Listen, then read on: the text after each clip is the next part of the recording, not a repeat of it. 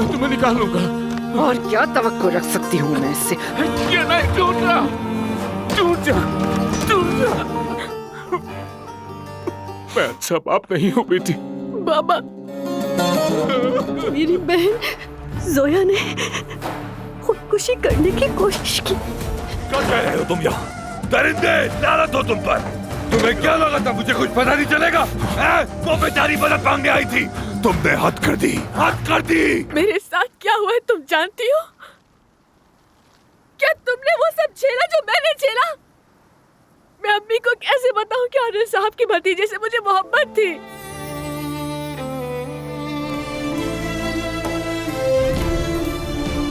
मुझे आपसे बहुत जरूरी बात करनी है, अगर आपके पास वक्त है। अब बताओ ज़ुमरुद, क्या कहना चाहती हो? आदिल साहब, मैं इजाजत दें तो इस्तीफा देना चाहती हूँ। कमीने! तुम होते कौन हो मेरी ज़ुमरुद पर हाथ डालने वाले? बताओ मुझे बुढ़े। बोलो ना, क्या कर लोगे? आदिल साहब पर मैं तुम्हें मार डालूंगा, सुन रहे हो?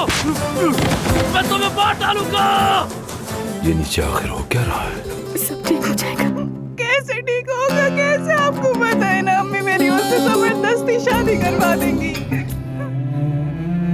मैं आपकी शादी की पेशकश कबूल कर रही हूँ।